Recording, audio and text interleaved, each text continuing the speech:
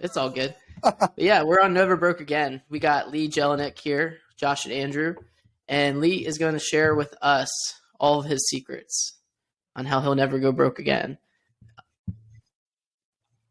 I'll introduce Lee. Lee is a big dog at UWM, which is the number 2 mortgage company. Not yet. Not number 1. Not yet. Not yet. Number 2 mortgage company in the country. It's way up there. They're doing big business. They've got about 10,000 people, something like that, 8,000 people. Lee's a top 10 guy, and he's climbed the ladder. He's at the summit. We were just talking about that before. He also wanted all the questions beforehand. I wouldn't give. Well, we have no questions, but you guys are in for a treat. This guy has climbed the ladder. He's climbed high. He's there. And we want to know what he did, how to get there, and how he's. Well, I don't think Lee's ever going broke again. He's a smart guy. So, well, hey guys, I appreciate give us something. It's great to be here with you guys. I love what you guys are doing here. You guys are smart guys. Andrew, you and I have known each other for a long time. I said how long we've known each other for. People think we're old, really old, but I don't know, 9 years old. I think we knew each other back in the West Windsor Little League.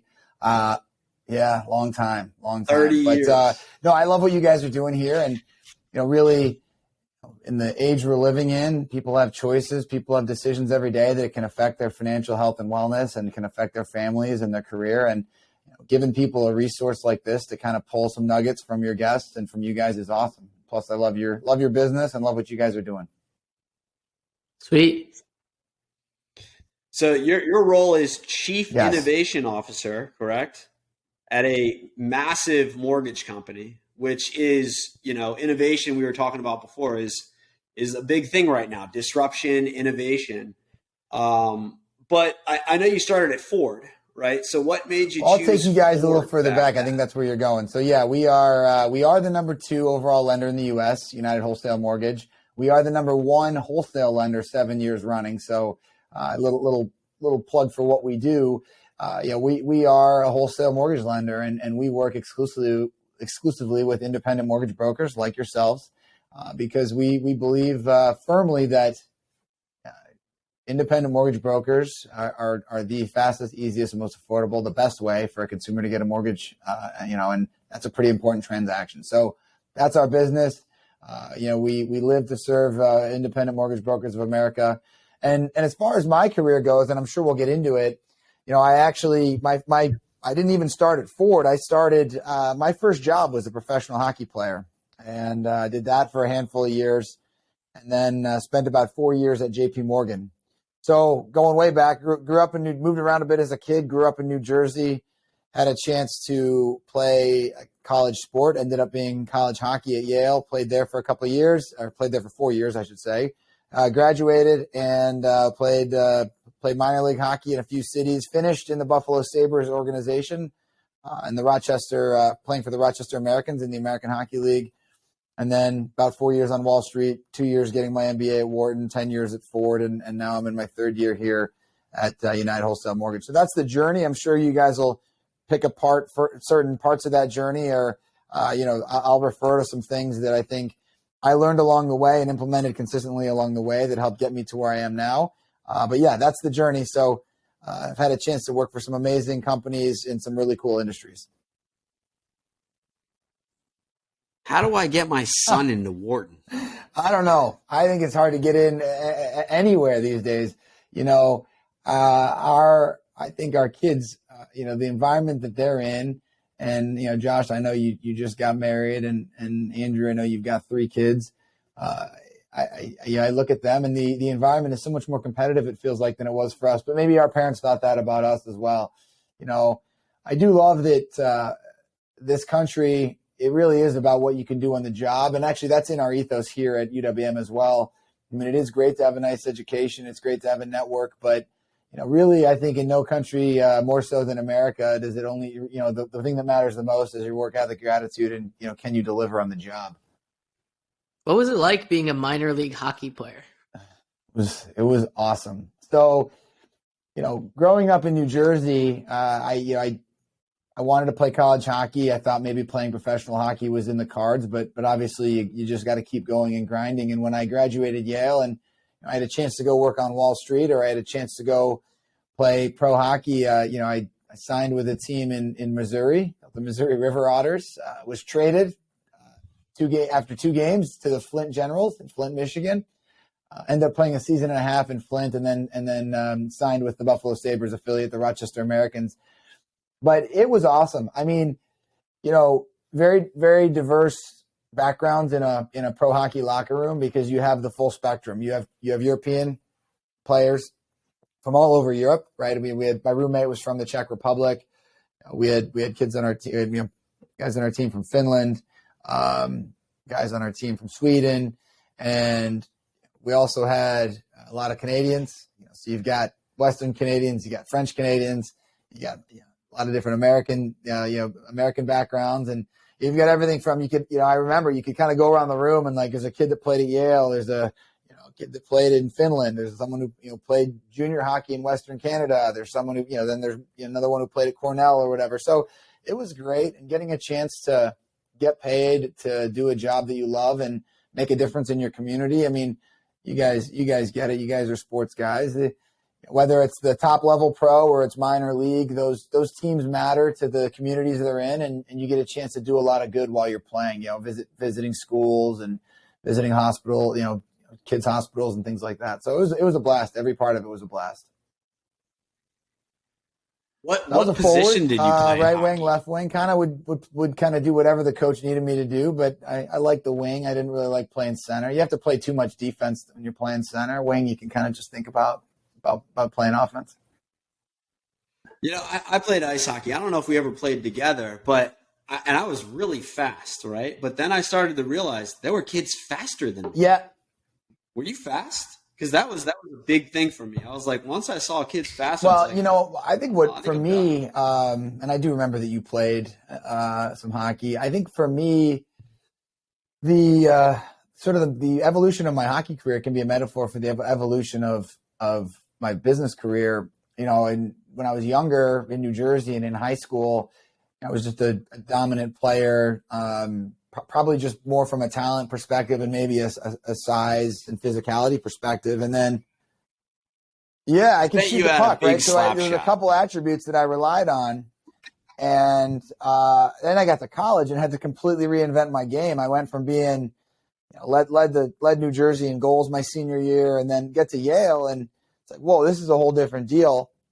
First of all, I was young for college hockey. The trend is people play a couple of years of juniors and come in as 20-year-old freshmen. Well, I didn't do that. I just went right in.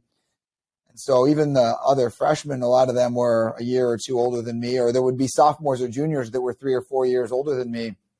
I had to change my game and become much more, I was joking about defensive responsibility before, but then really had to learn the game, really had to become much more defensively responsible.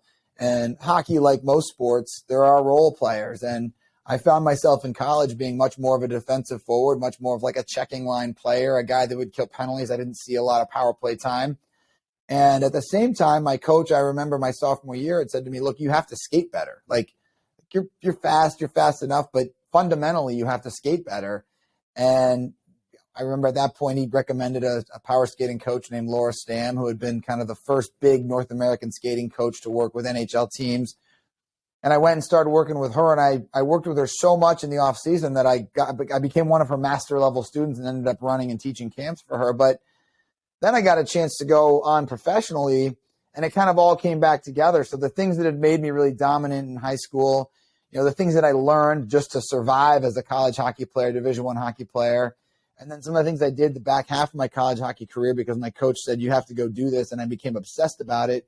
It kind of came together, and I was a better pro than I was a college player. I was scoring more than I scored in college, and got to a pretty high level. The American Hockey League is recognized as the second best league in the world. And I was in Rochester, New York.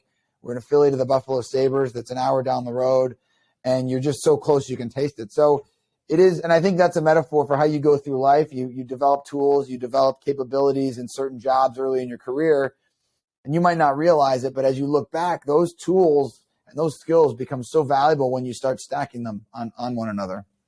And I can tell a story about that too, like work related. So, So I mean, you were so close. AHL. So you cracked it in the business sector. You made the pros, right? But there you got close, right? So what happened? How come you didn't get? It's get a to great the NHL, question. right? There's a good lesson in here You that think? I've learned, Andrew. I'd like to share with you, with your guys' audience and listeners, is that so I was on the upswing and I was playing in Rochester, New York, and my second year pro had gone great because I had been very dominant in Flint at that sort of AA pro hockey level, and then I had a great finish to the year in Rochester, and my knee had kind of started nagging me that whole time I was up, and it's the standard story, like a ton of painkillers, like you're putting more stuff in your body than you think you should be, looking back on it just to keep going, but I thought I was going to get my knee cleaned out at the end of the season, and there was some loose cartilage, and I was good to go. Well, I had 2 knee surgeries that off season, and it turned out that I had hurt my knee my sophomore year of college. It was a trauma injury, and it had totally damaged all the cartilage in the back of my kneecap. I never knew it, so basically from my sophomore on, I was capped. Like I had a shelf life, and I didn't realize it, and I ran out of time, and so 2 surgeries, they couldn't make it any better. And I had to hang them up, really on short notice. I was getting ready to go back to training camp in August, and I was fired up. And I had a second surgery at the beginning of August, and I couldn't go. And so that lesson for me was I could sit and wallow in self-pity, or I could focus on controlling the controllables. And of course, there was a moment I was devastated. It was the follow-up appointment 3 days after my second knee surgery that off season that basically the doctor said there's no way you can continue to play pro hockey, and even if you do, you're not going to last long. And so there's tears, and there's that moment where you're like, I can't believe this has happened to me, and then you got to quickly kind of move past that and say, okay, well, it could be a lot worse. I got to live out and achieve a dream, and the longer I waste feeling sorry for myself, it will be exactly that, time wasted. So I think within a few weeks, I was interviewing on Wall Street. I was interviewing at JP Morgan and Morgan Stanley, and the lesson there was I had some internships in college and had kept up my network while I was playing pro hockey, and was able to easily flip the switch and go. And a few months later, I was starting at JP Morgan in their capital markets group as a trader. So it was tough. I mean, I think I'm biased because I'm me, but I think I would have had a career where I could have played 5, 6, 7 more years. I think I would have got a handful of NHL games at least, and. But hey, life's turned out pretty good anyway. Everything happens for a reason. Do you think you grew? You grew so young. That was like, I remember. But how are you better at hockey than baseball? I was like, I didn't even really you were a phenomenal baseball player. But I mean, you're the chief innovation officer, right, for a massive company. So. Hold on. Before we go there, I had a question. I got to cut you off, Andrew. Sorry. Do you think that injury helped you get further in your career now than if it went the other direction? So that's a really deep question, Josh. Yeah, I think it did, because it's, there's sort of two ways to answer that, right? Had I continued just to play hockey and not started my career, what would my life have looked like? I'm a firm believer that I think if you go hard at anything, it's going to work out. So had I played 3 or 4 more years and then started my true professional life, my business life later, would I be in a similar spot? Probably. But I think that was the first time, again, and we all go through these things in our lives. It can be something that happens to you professionally. It can be the health of a family member. It can be a divorce. It can be losing a parent young. It can be any of those things. Once something like that happens to you, you fight through it and you realize, okay, I got to the other side. And now I've got this level of resiliency that I didn't know I had before, and life's going to be okay. So I was young. I was 23. I couldn't imagine not being an athlete or being a hockey player. And had basically that would have been my whole purpose, really. That's, it was always the regimen of training and getting better, and everything was for that. Now that's gone. And then when I look back and said, oh, I'm okay. I'm here. I can be. So yeah, I think that the answer is, it's going through something like that early on kind of helped me build resiliency for things that would happen later to me.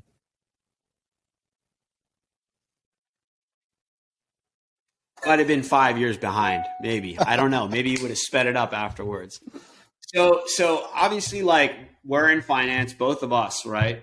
and you're the chief innovation officer for a major mortgage company. So we've been in a refi market as much as like Matt Ishbia would hate to say that, right? For 2 years, because he's like purchase, right? But we've been in a refi market for like 2 years. It's gone, right? With interest rates going up. So have you guys been had layoffs? Because I know I don't know specifically about UWM, but I know a lot of other mortgage companies are cutting. Yeah, so no, we've had no layoffs, and Andrew, you're right. We've been in a refi boom for probably really since the middle of 19, and so an extended period of time, and that really is over. And we pride ourselves on delivering the absolute best purchase process and purchase experience. Again, whether you're a mortgage broker or you're a realtor referring a borrower, or you're a borrower, right? You go to a mortgage broker, and that broker works with us. It's going to be the best purchase experience that you can possibly have. It's going to be fast, it's going to be efficient, and it's going to be relatively painless. But yeah, we are now in a full purchase market, so we are not making layoffs. I mean, our company is one that we've prided ourselves on never doing that, and we never plan to. When you think about the size, I think now we're closer to 8,000 team members, but when you weigh the effects of, yes, we could you save some money by laying off a handful of people? Sure, but that's like, that would be like stepping over dollars to pick up pennies as far as we're concerned, because our number one pillar is people are our greatest asset. So we take care of our team and our team members no matter what. And and one of our other pillars is service is everyone's responsibility. And we win because we serve clients like you guys and others out there better than anyone. I mean, our NPS is, all our NPS, for those listening that aren't, students of marketing or client experience, NPS is Net Promoter Score, which is an objective measure that goes between -100 and 100. Ours is always above 85. I mean, I think our latest read that I looked at was, north of 90 for a period of time this year.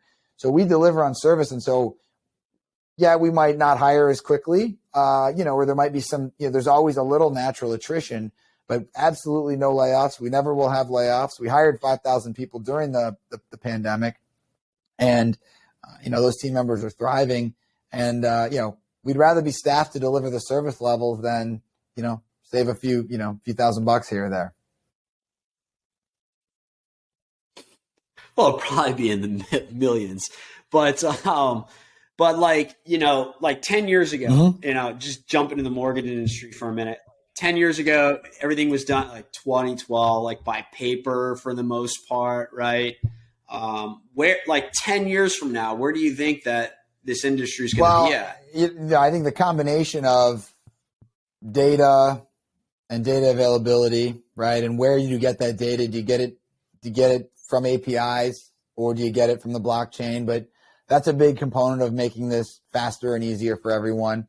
Have you guys implemented any blockchain into your systems yet? We're kind of always experimenting with that. I mean, the underlying blockchain technology is very compelling for a number of potential use cases, right? Whether you think about the origination process and utilizing, if the right mortgage blockchain was available to get verification of income, ID, and assets, if you could do that, or there's an application you can imagine. Obviously, the most obvious one is probably title.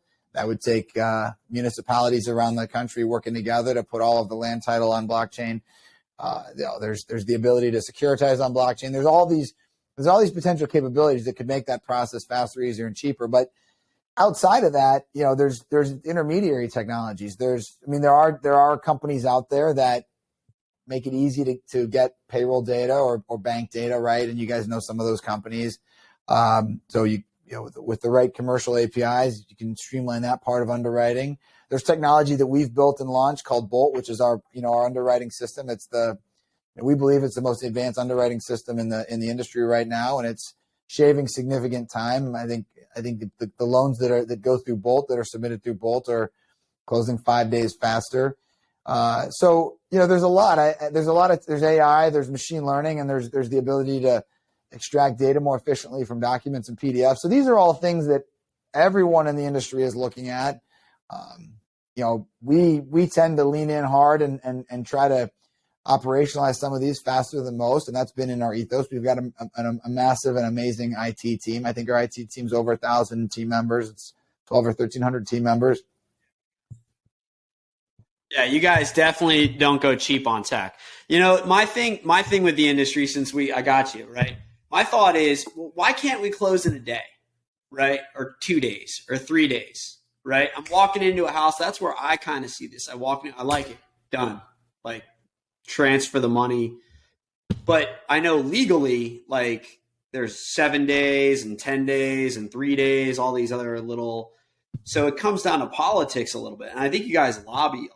You guys are. You got it. We started to a bit lobby more. We, again, being the largest wholesale lender, we're really in a lot of ways looking out for the mortgage brokers and the consumers when we do lobby and educate, whether they're, departments of state governments on some of these laws or on licensing for new LOs, or even federally, Senate Banking and House Financial Services, and sort of educating them on the benefits of the wholesale channel and benefits of mortgage brokers. But you're right. Everyone in the industry would say, let's continue to get faster and easier for the borrower. And there are things that stand in the way of closing in a day, but loans can still close pretty fast. And I think if you look at where the fastest players in the industry are, or the most efficient players in the industry are, I mean, I think you certainly could say we could be heading that way. I don't know when we'll have same day close, but certainly we pride ourselves on our average being, it's 18 or 19 days from application to clear to close, and the industry is still around on average 48 or 50. So yeah, there's a lot of room for improvement. I'm waiting for that same day close. I want it to be. Let me in, bro. You guys, let me ask you a question. We'll figure it out. How many states are you guys originating in right now? So I have the mortgage company. He's a financial advisor technically, okay. But we're in 2. Florida, Georgia. Okay. Yeah, Florida, Georgia. And I know. Yeah, I mean. No, but it's. Well, you're right though. It's. I looked into like in some ways 50 different sets of rules, right? 50 different. Yeah, that's the pain. That's a painful part where it's like we're in the United States, but. And even on the real estate side too, I think and that's where it becomes political, right? Remove the lines, right? If you remove how much does it cost you guys in licensing annually? I can't even, what is it like? Or if I wanted to do it, it would be $100,000, $250,000 just to maintain it annually with all the lenders and the states. So that's a painful hit for any small business owner. And it's a lot of work, which is it's just tedious. It's just data entry. So I think, removing those state lines would be a start, and removing that component of it would make it easier. And then removing, the 3 and the 7 days and the TRIB rules and all that other stuff. Some of those rules protect us and consumers, but yes, I hear what you're saying. I mean, conformity among the states in some ways would make things a little easier. And, again, mortgage brokers are small business owners, and they're embedded in their communities. And so that's, one of our missions is to, make things more fair, level that playing field for that small business owner. Gotcha. So you're in the top of the top at UWM, Lee. Being that you're at the top, do you get a sense that the info that you're getting from people isn't always the most accurate sometimes? Because people are they look at you and oh, that's Lee Jelenic. We gotta be on our best behavior, rather than that's Lee. He's a person. Let me just talk to him and shoot it to him straight. Do you ever feel like that's the sense, or are you guys working to get that more differently? Because some people are scared. If I'm too honest, they're gonna let me go. Yeah. So one of the greatest things about our culture is that we really drive home the feeling that anyone can challenge the why at any time. I'll give Matt a lot of credit for that. Reporting to Matt and working for Matt is pretty amazing. I mean, he's certainly a unicorn with regard to business and the way he approaches things and how hard he works. And he had a very interesting career as a basketball player at Michigan State, winning a national title and staying on for 1 year as a grad assistant with Tom Izzo. And he credits a lot of his approach to things from that experience. And I think because he walks the walk and makes it okay to challenge the why and makes himself accessible. I mean, it's, the rest of his team and those that report to him do the same thing. And that kind of cascades through the company. But the point you make, Josh, is one that, regardless of it being sort of a company or a cultural thing, a lot of that really comes down to how you are as a person with your team and those that report to you. And I've had the chance to lead some large teams throughout my career. I got a chance to lead some very large teams at Ford and some large teams here. And I think you have to be authentically approachable, and connecting with people on a one-on-one level is a way to do that. When you see people in passing, and making sure that they see you as a person, and making sure they know you see them as a person. And otherwise, you're right. You get into only good news getting to you. I remember I had a lot of friends at Lehman Brothers. I was in business school when the financial crisis happened. And, one of the things that some people had told me that had been relatively senior at Lehman Brothers at that time was that there was a little bit of that culture of fear of giving bad news, and if you're afraid to give bad news, then the bad things can happen and it's too late, and leadership can't adjust course. It's like, hey, if there's an iceberg out there, like the guy steering the ship should know there's an iceberg. We shouldn't be afraid to tell him. And so that's kind of always been in my, and I can say this, when I was at JP Morgan, when we merged with Bank One and Jamie Dimon came in. Jamie was the number 2 overall. He was the chief operating officer initially, but he was very much about transparency, and he wanted the bad news. He almost always wanted the bad news first so that he could make sound decisions. And so I learned that early in my career. Gotcha. So Matt's got like 5 or 10 Billies, right? So he can move mountains, man. He can change these rules. Well, right? I mean, we're back to the rules, the state rules and the licensing and those things. Matt is like I said, Matt cares more about this industry than anyone I've ever seen. He's got a huge heart, and he started at UWM. I forget if he was team member number 9 or 11, but when he came out of school, he was drawn to the wholesale side of this business. And at that time, there was a retail side too. And he had this conviction that, hey, this whole process is better for the consumer, going through a broker and going through a wholesale lender. And, that conviction is as passionate as it was, today as it was probably when that light bulb turned on. So yeah, we'll do whatever we can do to continue to support the wholesale channel. We certainly see the wholesale channel growing, and mortgage brokers' share of the overall industry growing. Cool. What's something that you're doing different today that you weren't doing like when you first started out? Great question. So this is a good one. As we get older, we have more responsibilities, and that's not just in our business life; it's in our personal life. I just find naturally the progression is there's more people that depend on you, and there's more demands on your time as you go. And maybe your advantages in your 20s are different than your advantages in your 40s. But I think early in my career, whether it was JP Morgan or my early days at Ford, I've always been very data driven, and my points of view are always very strong. And so I would always compete, or collaborate to try to get the best outcome for whatever the business problem was, large or small, and probably in my personal life as well.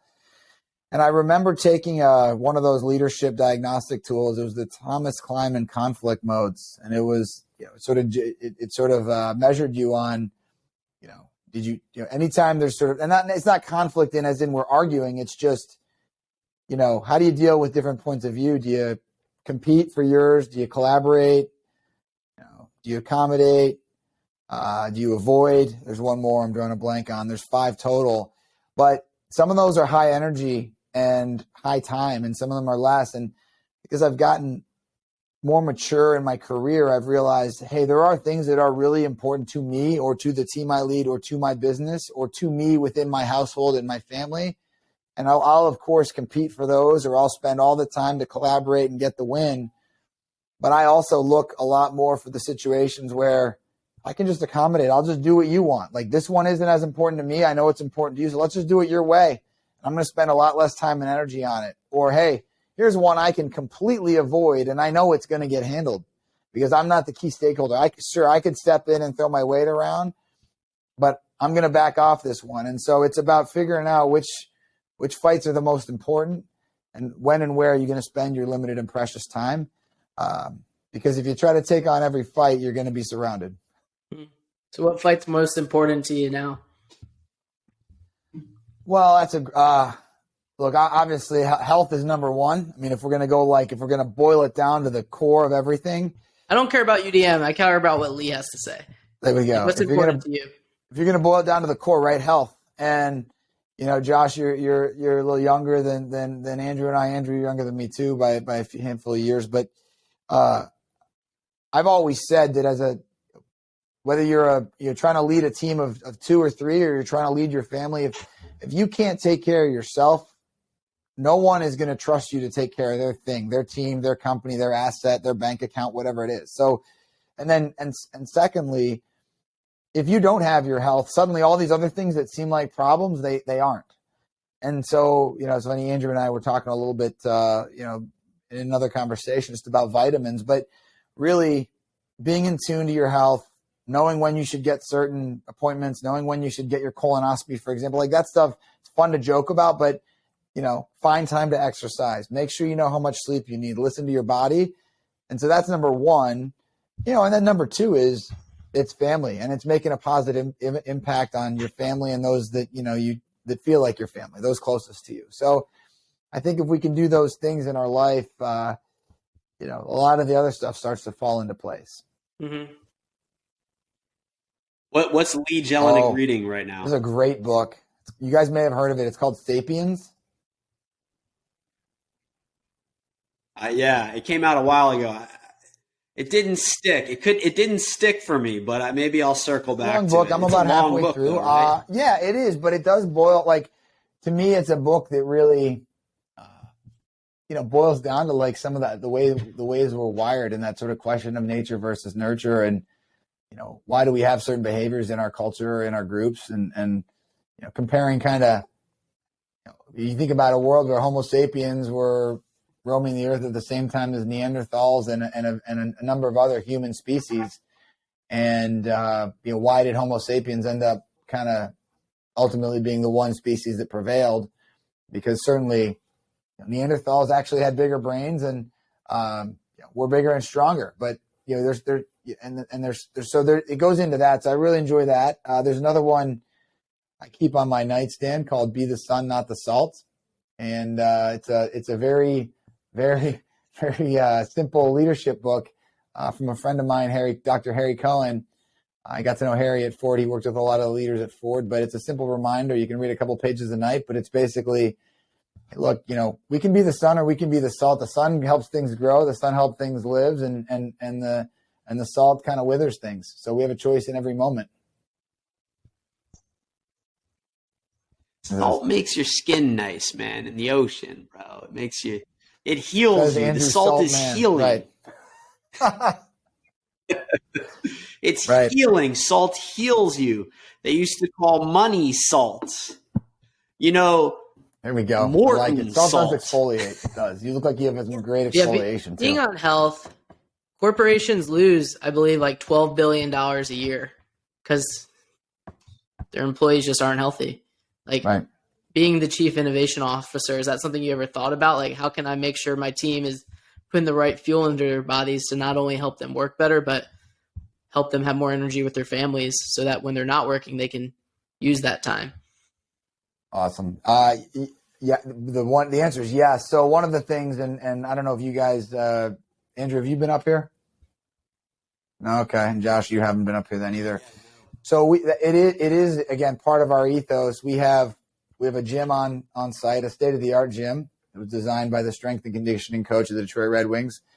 We've got a full-size basketball court, and we also have a doctor's office within our campus, in our company. So there are tools and resources for team members to stay healthy. A lot of team members will go work out on their lunch period or work out just before, just after work, and having the doctor's office there, whether it's for things like flu shots or things like just, your annual physical, that's baseline. We're very, very big on balance here and making sure people have work-life balance. And so something we've talked about for a long time here is the firm 40 and making sure people come and work their 40 hours, but don't feel like they have to work 45 hours or 50 hours. We work a very productive 40. And we have some new things we're implementing around that. We have offered 410 shifts too, so people can have a 3-day weekend and work 4 10-hour shifts. So we're constantly trying to make it so that people can find that right plane so that they can work hard, feel rewarded, progress in their career, but be healthy. There's nothing worse, Josh. And you just got married, and I know you said and I think you're doing it right. Get married and then chill for a while and enjoy it, and then take your honeymoon later. But there's nothing worse than people work really hard, they burn both ends of the candle. All of a sudden, they get to that vacation that they're so excited to take, and 2 days before the vacation, they get really sick and they can't go, or they don't. And life's too short. So yeah, you gotta find that balance and take care of yourself and take care of those around you. Drink lots of water too. What's Lee's superpower? So I'd say probably there's probably 3 things I think that have been so rooted inside me, going back to things I learned from my family or learned on the journey. And one is an easy one, and a lot of people will say this, but it's work ethic. But it's easy to say you work hard. It's different to do it day in and day out. And again, it's easy to turn it on when the spotlight's on. It's different when can you do it all the time? And what is what's your routine? And how do you adjust your routine to make sure you're constantly able to put the time in? And sometimes it's just grinding it out. Sometimes it's setting time aside to continue to be an expert on things. But for me, work ethic, and I can go into some of my tips and tricks and how I manage the actual hours in the day. But work ethic, for one, I find that my mind is. My dad used to say to me a long time ago, like, no matter how good or talented you are at something, there's always someone somewhere else better, and so you better put an extra hour in. When you feel like closing the book, that's when you read for 10 more minutes. When you feel like stopping the workout, that's when you do 2 more exercises. So work ethic is one. The other is positivity, and positivity can be a double-edged sword, because I've always found that I try to stay as positive as I can facing every circumstance, but you have to be careful with positivity that you don't come across as ingenuine when you're trying to motivate those around you, because sometimes bad stuff happens, and bad stuff can happen to you. It can happen to someone close to you, and you can't smile everything off. Sometimes you have to feel it. You have to cry. You have to absorb it. You have to empathize with whatever the situation is. But then it's pick up the pieces and let's go. So they work ethic, positivity. And then I think the third one is probably maybe what's contributed to my success as a leader, which is believing in others. So I realized a long time ago that when you believe in others, it's like giving them a superpower to then believe in themselves. And we're all so much more capable when we believe in ourselves, or when we know that other people believe in us. And so those would be my 3 things that I try to do every day. Try to maintain a very high level of work ethic. Try to stay as positive as I can no matter what the circumstance is, and then try to make sure people around me know I believe in them. So when you were playing hockey, when was that moment where you played against someone, you're like, man, I thought I was good, but that person's just unreal? Did you ever have that moment on the ice? A lot. That's the great thing about sports. It's like right there, it's that great equalizer. I think when I stepped on the ice at Yale, there was the guy that I played with there named Jeff Hamilton. He ended up being the all-time leading scorer at Yale, and a good friend of mine still to this very day. He played a couple hundred games in the NHL. Actually, lost most of one of his eyes early in his pro career. And still ended up playing a few hundred games in the show. His hands were unbelievable, hand-eye coordination. It was just a whole other level. And I was, and then, that just sort of, that story, you can replay that story. I think the first time when I was at Ford, I happened to get to spend a lot of time with both Mark Fields and Jim Farley. Mark was CEO during the 2 most profitable years in the company's history, and Jim is CEO now, taking the company through, I think, probably the greatest transformation it's ever gone through. And, both those guys in their own right are superhuman in certain ways. Jim is just a savant. He's brilliant. He can see around corners. And Mark Fields, he can get to he can get to the thing that matters by asking the right questions faster than anyone. With minimal briefing, Mark can figure out what's the issue and how do you actually get to the right solution. So, and it's the same, being around Matt. He's like superhuman. Just his drive, his motor, his engine, the way he can remember the things that matter, the way he can remember characteristics about people, their kids' names, people's birthdays. He's very genuine. So whether it's stepping on the ice and seeing Jeff Hamilton bat pucks out of the air and you're wondering how he can do that, or seeing Matt Ishbia remember 8,000 people's kids' names, you know what I mean? You see different levels of talent, and you got to recognize and appreciate that. Nice. Were you at Ford when they during the financial crisis? That's a good story. So I was at Wharton and was in between my first and second year in business school in the summer of 2008 when things really started to fall apart. And so I interned at Ford then, and I was a grad student summer intern at Ford when they, I think, posted an $8 billion Q2 loss. I think they ended up losing $14 billion that year, if I'm remembering history correctly. And the share price went below 2, I believe. It was below 2. And I remember this resiliency. Alan Mullally had just gotten there. Jim Farley had just gotten there. There was a number of other great leaders. I was in marketing, sales, and service. And I remember going back to Philadelphia and there to finish my second year business school, and had a chance to go work at a lot of great companies and a lot of great industries. And I wanted to go back to Ford. And I was having a conversation with my dad, who was very sick at the time. He passed away at age 58 from cancer. It was one of the last conversations we had, and he was advising me not to go. He gave me great advice my whole life, never steered me wrong. But in this particular instance, he was comparing his career in the newspaper industry, which had basically been a dying industry the entire time he was in the industry. And he was saying, look, do you want to go do that? It takes a lot out of you. It's hard to progress. If you do progress, you're expected to do more with less every year. And I remember saying to him, hey, I think the people at Ford Motor Company are different. They are, there's a will to survive. They're going to be okay. And I accepted my offer to go back there and turned down a lot of great offers. It was the day after one of those famous Mullally, Nardelli, Wagoner testimonies on Capitol Hill where they got grilled for, I don't know if it was after the first one where they flew in the private jets or the second one when they drove. But, the lesson there for me is when you find something that you believe in, that's good, and embrace that and dive in, and I'll always remember that conversation with my dad because he was warning me, and in some ways it kind of motivated me not to fail, not to let him down, not to, he's telling me to make one decision, I'm making another one. So now it's on me to go make this work.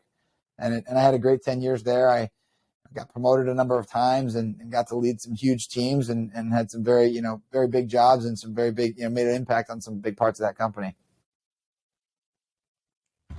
That's cool. I think their stock's up over 1,000% since then. Yeah, they're killing it. It's been over 20. They're, $16, $17, $18 right now, but yeah, they're killing it. So you took a very, a great track. You went to Yale, right? You got into Yale. You went to Wharton. Most people can't get into those schools, right? And you got to the front office. You look at some of these companies and they're all Wharton, right? So I don't know. I didn't kind of look into your front office. I'm guessing some of them didn't go to Wharton or Harvard, or are they all like Harvard and Wharton guys? Well, our front office is very heavy Michigan State. Matt is such a proud Spartan, and I think actually our front office is very diverse. Our leadership team is diverse in so many ways, and one of those ways is educational background and experience. And again, it is rooted in. I think it's much more about your attitude, your work ethic, and your willingness to learn, and it's not necessarily. Your educational or professional pedigree. I do feel fortunate that I had a chance to go to those kinds of institutions and work at companies like JP Morgan and Ford and UWM. But I think whatever your path is in life, you don't have to have those schools on your resume. I mean, my dad was a very successful person in business in the U.S. and he went to a small college in Northern Ontario that nobody's ever heard of. I know that we have some of the most successful people I've ever come across are people that didn't even go to college, and maybe not because they couldn't, because they chose not to, or maybe their family couldn't afford it. So to me, it is rooted in what do you bring and what can you do, not necessarily what's on the resume. Now, I would certainly say that if you have a chance to go to those schools, you do get a chance to. They tend to be very international. You get a chance to network with people that are from all over the globe. And probably when I look back on my experiences at Yale and Wharton, it was my exposure to people from all over the world, and then that network afterwards that, a lot of those folks end up going back to their home countries. And that was, to me, the coolest part. So I feel fortunate and lucky, but in the same token, I think the beauty of our country is you certainly don't need that to be successful. It helps. It definitely helps. It's just hard to obtain those. So yeah, basically what I was getting at is, you've been up in the front office, the people who didn't go to those places, but also made it to the front office, right? What kind of characteristics, and you're probably going to lean on work ethic, but I mean, what were they carrying? What do you think got them there? Because most people they can't get into these. I couldn't get into Yale. I got my first C. I was like, I'm done, bro. Like, I don't care where I go at this point. I got a C in high school. I was like, I wanted to go to Harvard. Right when I couldn't go to Harvard, I was like, oh, fuck it. I was like, I could care less. Where's the girls at? Right. So, No, the question was leadership characteristics, right? Of successful people, whether it's right. That didn't go to these schools that still made it to the front office, right? To the without these credentials, pretty much. Because I think that's what people want to be, and still have that work-life balance, really. But that's where most of the people come from in these front office big organizations, right? I think especially Wall Street. You said work ethic. I mean, that's the baseline, but it is hard to kind of be in that sweet spot and have that opportunity. Maturity plays a big factor. Luck plays a big factor. Do you have a talent that'll help you get into one of these schools? And so some people just, if you're kind of hitting your sweet spot when you kind of got it all together when you're 13, 14, 15, you might have a chance. But if you don't, you go to the best school you can go to and you keep grinding from there. And there's again, like, the quality of education you get is largely what you're willing to put into it. And then, if you put a lot in, you're going to get a lot out. And that's, again, the beauty of this country and the access we all have. But I would say our leadership team, we've got some amazing people, and they all have great resumes and they all went to great schools. And there's some common themes, right? Obviously work ethic, right? But, they care, like they care about things, right? And you gotta care. You gotta find things in your life that you put yourself out there on, and it's work, but it can be within work. I mean, I'll use Laura Lawson as an example. She's our chief people officer, and Laura had an interesting career. She worked on the Ellen DeGeneres show out on the West Coast before making her way back here. Laura went to Michigan State as an undergrad, and you have to have passion and you care. Laura cares about people and culture, and cares about making sure that every single person that walks through our door, every team member feels like they are part of this family. So she cares about that. She is a student of the way Disney has done things and built their brand. And so, that's one example with Laura, but like, that's her constitution. And so, she's got these healthy obsessions with making sure she takes care of people. And that's why we've got this amazing campus. And that's why we've got the doctor's office and the gym. And so she's one example, but I think you have to stand for something and you have to care. And those are some of the things Laura cares about and what makes her so successful as the chief people officer. I don't think she got her degree in human resource management. And it doesn't matter. I mean, my degree was in political science, my undergraduate degree. And so you have to care. I could go through others. Our chief technology officer, Jason Bressler, he's been in mortgage, most of his career. I don't think he's a classically trained IT. I don't think if you go all the way back to the very beginning, he had the best opportunity to go learn software development when he was 18 years old. He learned it as he went. He grinded. He committed. He's got such a passion for building technology. And he's someone where That's one of the reasons why we like to build everything versus buy it, because he knows that if we build it with our team and our people and we do it the way he's kind of learned, then we're going to win. And so I think the common theme is you got to care, you got to have passion, you got to find the things that matter to you, and then you have to be in an environment where you can apply those things. Awesome. Care. You got to care. Josh, You got to care. You're going to fire me. Josh, because I don't care. Andrew said he doesn't care, but I care. Deep down, he cares. He keeps showing up every day. I don't care. What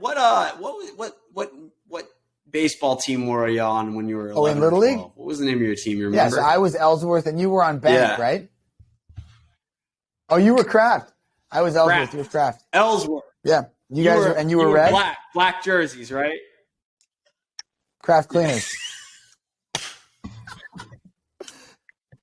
I did pitch. I think you pitch a little bit. I think you pitched a little bit. You pitched in the playoffs against us. You were in first. I probably hit a lot of batters. You were in last. I remember. Salty got a hit. Salty barreled one. I like Salty got a hit. Right Salty put one right back up the middle. I must have hung the curve. I'll never forget it. Hey. I can't remember if it was twice or once. I was like, damn, I got a hit off Lee Jelenic. Send me a hat. Kid would throw so hard. He's like 6 foot at age 12. Oh my god. You're too much. Yeah, you were late. You were late. It made it tough to get it over the plate. It was focus more on hockey. I'm glad. After that outing, he's like, "Who's this little guy hitting off right up the middle, right in my head?" Salty, barreling it. Okay, hockey's calling. Bully, what's the rest of your day look like before you hop off here? That is, a lot of people. We interview a lot of people. They're like Meltzer, right? He's like, well, what's your best childhood memory? He's like, well, this. Everybody's that's up there with mine, Lee. I don't know if that is, if that should make Lee feel really good or if that should make Lee feel really bad for you. I feel good. Listen, Salty could play. Salty could play. He's legit. Thanks, man. Thank you. But dude, he was a beast. Him, Barry, and Kaufman. I mean, you don't want to face those guys. They were 6 feet at age. Those guys were a little bigger than me. Barry pitched like, for the Atlanta Braves, so he had. You were thick, though, man. You were thick. They were skinny. You were thick. You had muscle. They were tall and skinny. So they had the major league. So Josh, rest of the day. That's the question, right? Yeah, rest of the day we're gonna let you roll. So I got a couple. The beauty of the role I have here is I get to do. I wear a number of different hats: government affairs, investor relations, client experience, innovation. So number of meetings. It's Monday. Number of meetings and updates with the different teams to make sure we got our goals set for the week. If I can leave you guys, your audience, with a few more little nuggets just through the lens of that question, it's how you spend your time is no matter how much money we have, any of us, we all have the same amount of time. So how you spend that time is so precious. You can't buy 2 more hours in the day. You can be smart and get more out of your hours. So I like early in the week to have all my check-ins, particularly on Monday, all my check-ins and one-on-ones with all my teams and make sure we kind of know short, medium, and long term. What are we trying to knock out? What are our priorities for the week? I've got luckily my this never happens, but my 13-year-old, my 7-year-old tonight have hockey games in the exact same rink. Now I'm a head coach of one team, assistant coach of the other, so I have to I'll be in one rink with 2 of my boys playing, and then home tonight to kind of spend a little quality time with my wife. We have a Brady bunch, 3 kids, 3 stepkids. So between us, it's busy as hell. So thank God she's organized more so than I am. And again, we do a little bit of the same thing on a Monday night. We look at the week ahead and say, okay, who needs to get where? Who has rides? Who doesn't? What do we got going on next weekend? So you got to take that time out to plan a little bit and make sure that then when you're actually executing, there's no questions. Sweet. Yeah, it took me 3 years to get Lee on the line here. Well, you guys are awesome. This has been a blast. I think what you guys are doing are great. Just trying to get some nuggets and things that people can share and apply in their life, and make sure that they continue to grow and prosper financially and professionally and even personally. So it's been a pleasure. I'd love to do it again with you guys. If there's anything else I can do to help your cause, I'm here. Like I said, I just want a 369 hat. Those look sweet in the background. Done. You got one. Did you do WM the 369? I'm sure the There we go. What's that? WWP 360. I'm sure a lot of the WWP people will be listening and, that haven't kept up with you because you've been focused on your career. You're not really a social media guy. Maybe I'll do a little more. I'll get a kick out of hearing from you, man. A little push. Sweet. There we Thanks, go. Lee. All right. Appreciate it. All right, brother.